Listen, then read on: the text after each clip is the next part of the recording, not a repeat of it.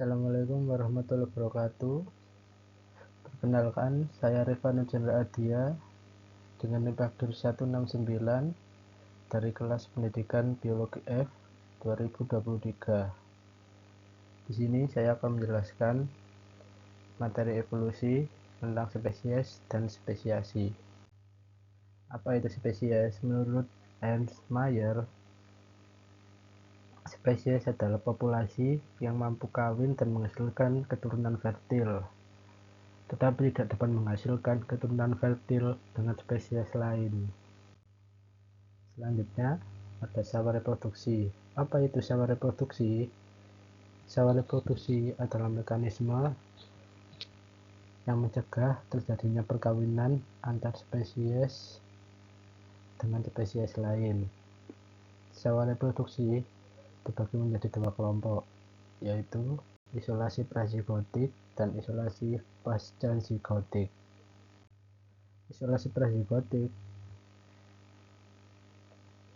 adalah isolasi yang mencegah terjadinya perkawinan atau fertilisasi.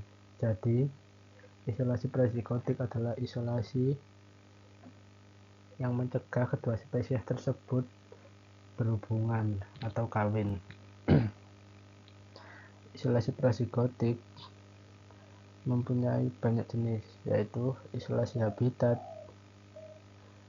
isolasi temporal, isolasi perilaku, isolasi mekanis, dan isolasi genetik. Kemudian ada isolasi pascazigotik. Apa itu isolasi pascazigotik? Isolasi pascazigotik adalah isolasi yang terjadi setelah pembuahan berhasil. Jadi, kedua spesies yang berbeda ini sudah kawin dan pembuahannya sudah berhasil. Isolasi pascazigotik dapat berupa penurunan ketahanan hidup hibrida, yaitu zigotnya gagal berkembang atau mati sebelum matang. Kemudian penurunan fertilitas hibrida tidak berhasil menghasilkan gamet yang fungsional.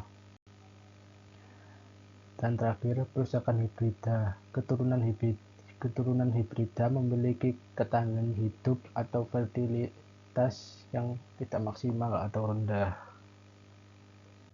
Kemudian, spesiasi sebagai proses evolusi. Spesiasi adalah proses terbentuknya spesies baru akibat terputusnya aliran gen antar populasi.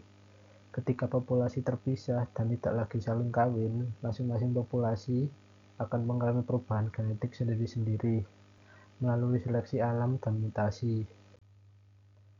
Jenis-jenis spesiasi. Spesiasi allopatrik. Spesiasi allopatrik terjadi ketika suatu spesies terpisah oleh sawar atau penghalang geografis. Penghalang ini menghentikan migrasi dan aliran gen antar populasi. Akibatnya, setiap populasi beradaptasi dengan lingkungannya masing-masing. Frekuensi alam mereka juga berubah,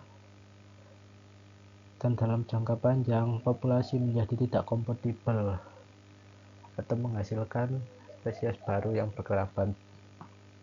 Kemudian ada spesies simpatrik. Spesies simpatrik terjadi tanpa pemisahan geografis. Populasi tetap hidup di wilayah yang sama, tetapi tetap terjadi pemisahan genetik akibat perubahan perilaku atau faktor genetik tertentu. Dalam spesiasi ini terbentuknya subkelompok dalam suatu populasi, aliran gen berkurang atau terhenti, isolasi reproduktif berkembang secara bertahap. Kemudian ada radiasi adaptif. Radiasi adaptif adalah proses evolusi di mana satu spesies leluhur berkembang menjadi banyak spesies yang berbeda dalam waktu relatif singkat.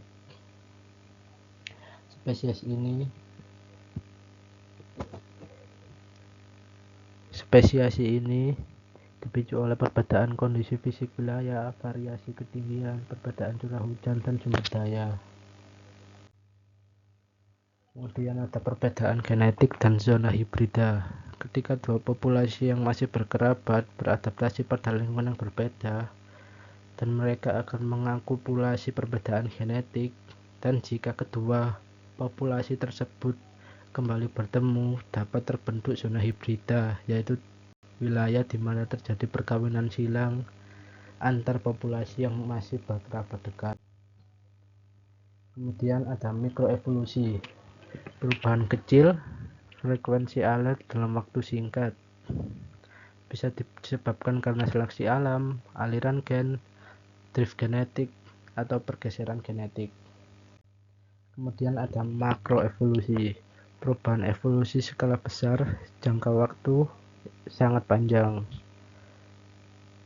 Buktinya bisa ditemukan di catatan fosil, anatomi perbandingan, dan bukti molekuler dari DNA.